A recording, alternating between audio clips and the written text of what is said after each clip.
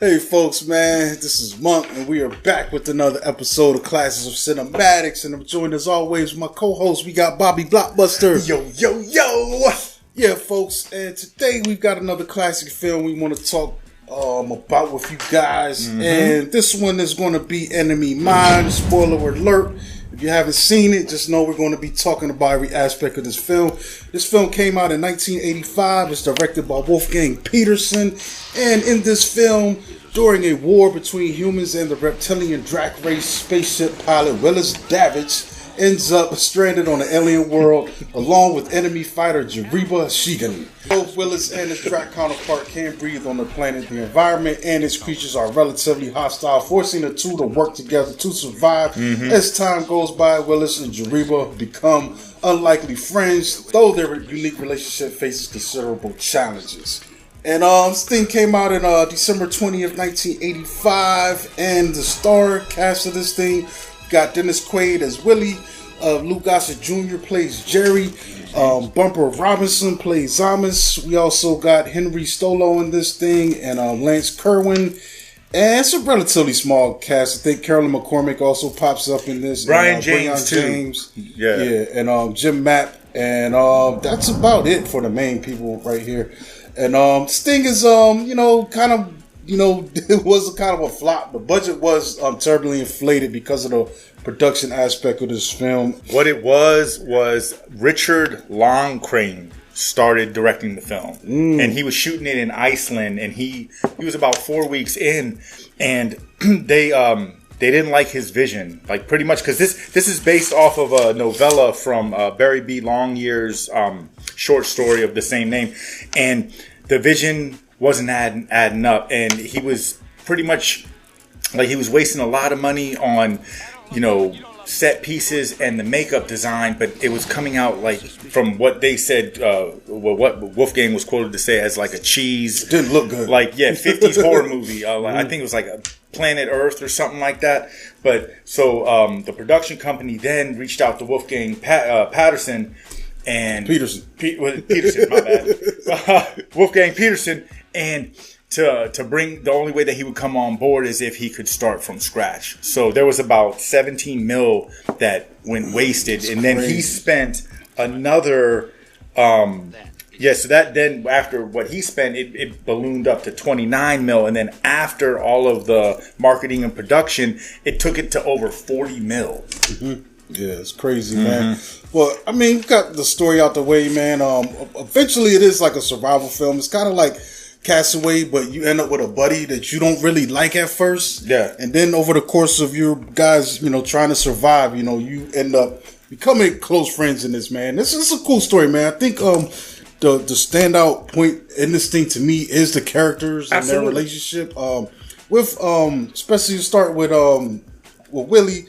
We'll call him Willie Willis by Dennis Quaid, and it's a future where the humans have expanded out into the universe, but also there's other people out there in the universe, and they're both encountering these alien species, and it's a battle for resources. You know what I'm saying? It's like, if we get to this planet first, we can claim it. It's kind of interesting too, though, because the Dracs apparently, according to Jerry, have been there 1,000 years before the humans. So it's like we should have squatters' rights. We were here first, but the humans are like, nah, it's going to be who can fight for it better. And there's conflicts there instead of the humans going to find their own stuff. So there's open hostility. Yeah, Willis is a hothead, man. He definitely hates the Dracs, man. It's interesting too because one of the aspects of it, he's never met a Drax, and I don't think Jerry has met a human. But during that fight, it's like Jerry's crazy because one of his fellow squad members gets shot up, and he just loses it chasing Jerry's ship down, and goes way too low into the atmosphere. These ships are good for flying in space, but they're not meant to go, in between. So malfunctions, he crashes. And even then, the craziest thing about it with Jerry, as soon as he hits the ground, he's not even engaging. Like, his buddy's dead, but the first thing he wants to do is run after Jerry, to take him out. And that's great. That just shows the Willis, the hostility, But you know what? It also, what I really like too about, this relationship between them is it really exemplifies this underlying message of don't fear what you don't know or don't understand, because, it shows that the only reason why they hate each other is because that's what they were taught to do. They're fighting. They're fighting each other for meaningless reasons. I'm probably you know going what to I be mean? reacting the same way though. Because this guy was just shooting at me in the air. Like it's cool to see how it plays out. Like everything's understandable. I totally get it. Like I totally get the hostility. Oh, absolutely. I get all of that. Like, because the underlying message is not what was placed in front of us. Co-pilot dead, bro. Yes, you gotta but that is cool to me, man. I love Jerry's Gossett's Jerry. I think he's a cool, being the enemy pilot, because it's interesting when we meet him, we can't really. They don't know each other's languages, so we're just going off body language and shit, and what the physical performance. So I think that's cool, and he gives Jerry a personality in them opening minutes before we even get to them really going back and forth. That's like really distinct. It's like, damn, yo, this is crazy, dude. Like it humanizes this alien that into a big degree. You know what I really like too is as they're learning each other. One of my favorite parts is when Jerry's starting to learn how to speak English. You know what I'm saying? Because once that starts to happen, then like I said, it gives him personality, but it also exposes their between the two of them their banter, their dialogue, that they share the same values. When it comes to like character traits and even religious beliefs and things of that nature. And it shows that, they're not that different. That, like, to see that friendship start from where it starts and then progressively grow, and their bond and their friendship grow. It's like, it's gratifying and satisfying to see that these two people from opposite ends of the spectrum can come together. I think that's the meat and potatoes of this film, because it is sci-fi, there's space, but it's not really a lot of really the traditional action that we're used to, like things like Star Wars or even Crawl coming from this era. Like there are some action sequences, but again, that aspect of it is dope too, which I think forces them to get closer, is the fact that this is also a hostile environment. So the immediate thing is they got to get food, they got to get shelter. There's things on this world that's trying to kill them and eat them. They're on the menu. So I think that increases their bond, and it's cool seeing that actually play out too, and they start gaining trust. Because at first, Willis is captured by Jerry essentially and held by gunpoint, but eventually, they start trusting each other. They realize, well, look, man, this is the only guy I got here. He's not going to kill me, So it's like, it starts to loosen up over time. And what really works for me is because they're in an isolated state. It gives us a lot of time for their characters to shine, and through the banter and everything. But it makes us get emotionally attached to them. We don't want to see nothing happen to Willis or Jerry. And as their bond grows, as a viewer, for me, my attachment grows for both of them. You want to see them make it on all phases. And then, there's a lot of like up and downs with the tonal shifts, in their friendship. And what really starts to hit for me is after they really, reach a certain, level in their friendship where they feel that they can trust each other. They're kind of shooting for the same target at this point. Then fucking Willis finds out that Jerry's pregnant because his species is a hermaphrodite and everything. And all the way. I don't even know if they would even fall into that category. It's almost as if they don't need another person to reproduce. They just generally generate life through their cycle, and sadly, it seems like in the process they themselves die. Well, I was thinking that as well, but he says as giving birth, he's like, something's wrong. So maybe if he wasn't attacked by that earth creature, or not the earth creature, that thing that comes out of the sand, because he was attacked, and then they were forced to move out of their shelter, live in the cave, all that hiking in the snow, all that stress on the body could have maybe twisted the baby a certain kind of way or whatever, but possibly but yeah, that when that happens, that completely changes the whole dynamic of the film, because not only are we now overly concerned for Jerry, but then ultimately with Jerry not being able to make it through the pregnancy, Willis's character is shifted again from being, friend to Jerry to now father figure to young Jerry's kid. You know what I'm saying? Which that was really cool to see because, you watch him raising this little Drac baby and he's, he treats him like he's his own. You know what I mean? And it's really heartwarming to see how he's raising him like with this even though we're different, I still love you, but you gotta love who you are because there's really no way for him to explain what's going on outside of and it's kind of complicated, man, because that's one aspect of it that I did wonder about. Like, let's just say they were to get rescued. What if the Dracs came into the planet? How would they react to Willis? What if the humans came? How would they react to Jerry?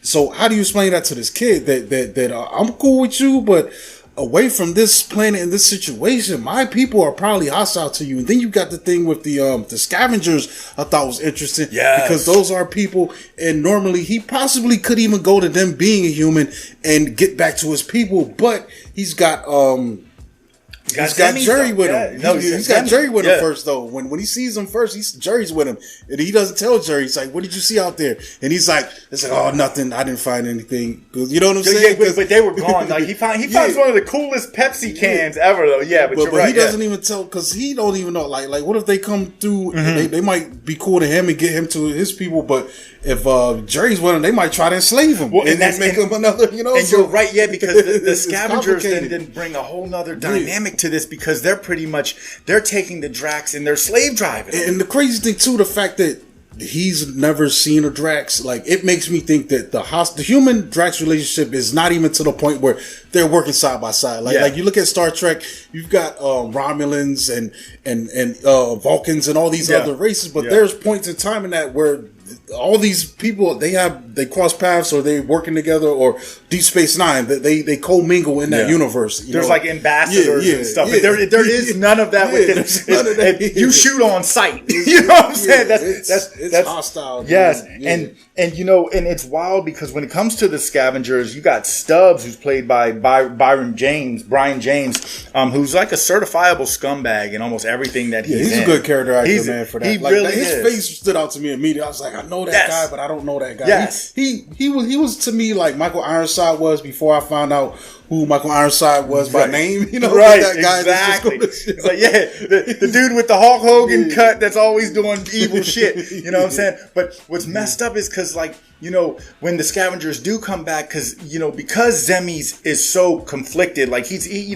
has a conversation with Willis. He's like, I want to have 5 fingers like you. I wish I looked like you, because he doesn't.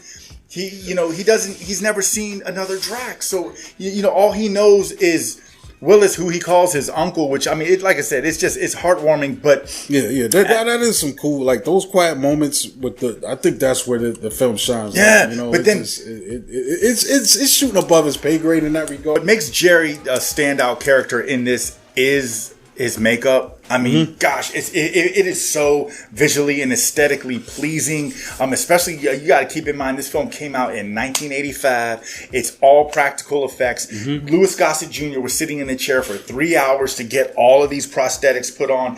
And the makeup designer was Chris Wallace, who also did the makeup designs for E.T. and Gremlins, which Gremlins, you can kind of see the similarities with the little spikes coming out and stuff, but he's skilled, bro. He's made memorable characters that feel they're not real, but they feel like they take up space real.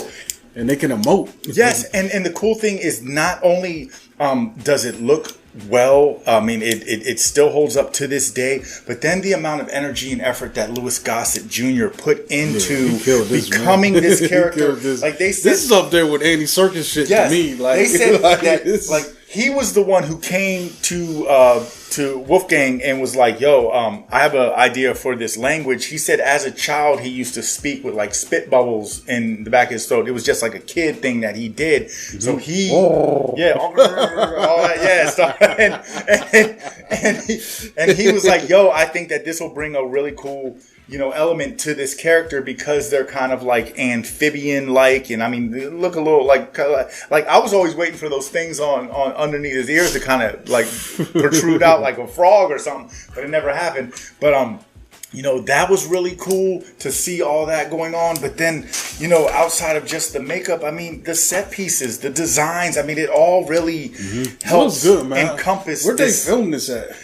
It was all shot in Germany. Oh, that's crazy. When he is a German guy though, too. So when the first director was leading the charge, it was all shot and filmed in Iceland. But then once Wolfgang got on board, it was all shot in Germany. And I could see that Iceland being a good choice though, because Iceland does have those volcanic kind of landscapes. Yeah. So to take advantage of. But another cool thing is the pond that Jerry's in at the very beginning where he's swimming and stuff. Wolfgang also used that pond not only in this film, but also in Das Boot and also in Neverending Story. So, it's familiar places, and this does look like a set from Neverending Story. It definitely does. The only thing missing is the mountain that turns into the man. Like, let's eat some rocks. No, it's cool, man. Yeah, they did a good job with that. Even in the opening sequence with the starship fight, I was like, this doesn't look bad for. When it came out, it's about as good as anything else that was out. Last Starfighter, Empire Strikes Back, probably dropped, a little bit before this. So it looked as good as anything else that was out there. But also, what I really like too about these effects is the inventiveness of it. I'm a firm believer. It's duly noted how much I love practical effects, but like the simplicity of it, like the little ration balls, those green balls, they were just made out of Jello, and when you're in the spaceships, they said that thing that when Jerry was looking at his screen, it was just pretty much what a protein atom looked like. So they had that spinning around, and then when Willis was in his ship, and the dude was like, "Yeah, the E says 60, it's E64 or something." It was a digital clock turned upside down. You know what I mean? So it's just like little things like that that you could just get away with, and imagination and inventiveness, man, at its finest hour. You know what I mean? Yeah, that's awesome, man. Rest in peace though to Lou Gossett. Rest in peace. He passed away not too long ago, man.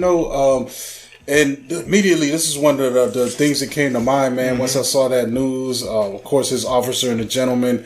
But also, man, shout out to, Dennis Quaid at this time, who was killing shit too, man. Yes. It's kind of dope that both of these guys were kind of peaking in this era, and to have this collaboration, on this film, man, that was awesome.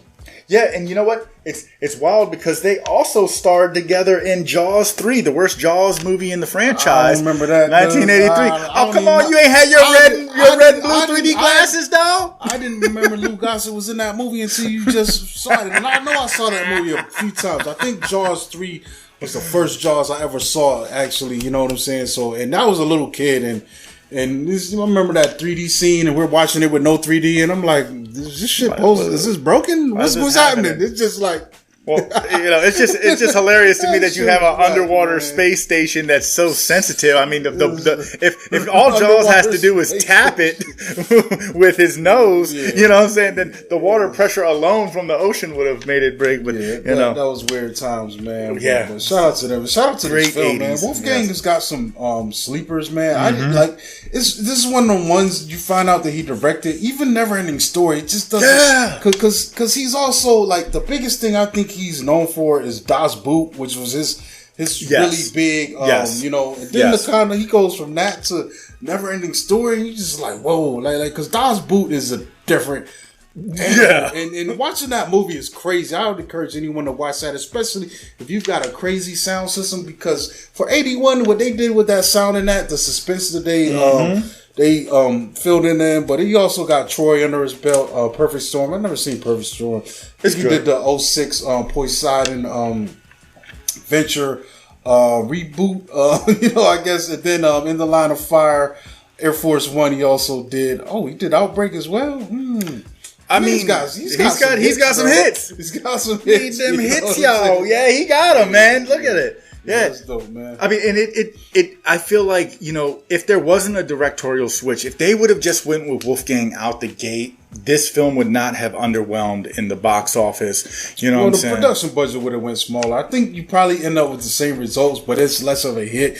But I think this film probably made them back their money with rentals. Yeah. Oh, and the licensing, because HBO, this is where I saw this thing. Exactly, me too. Like crazy. Yes, yes. So I think maybe eventually they broke even in that aspect. But this is one I would not mind people to revisit as well. I think this is a cool story. Yes. Or even if you want to do some psycho sequel. But honestly, I love the makeup of this film. This whole the enemies becoming friends. I don't know if we've got something like this before. Like this. There are films where people team up. Like you look at the Defiant Ones, guys that don't like each other. Or movies that have proceeded after this. Yeah, but I don't think they did it like this, where it's the entire film, and you know what I'm saying? I mean, yeah, because 70% of this film is just character development with Jerry and Willis. And you know, another thing I like the duality in the name. Like, you think, you know, the film's called Enemy Mine, but it's not like enemy of mine, like they're enemies. It's actually, they're referring to the mine that the scavengers are trying to, you know, get the resources out of the planet. So, you know, I love the little stuff like that. If they made a sequel, you know? They could be like, Enemy Yours. Yeah, exactly. And then or enemy theirs. Then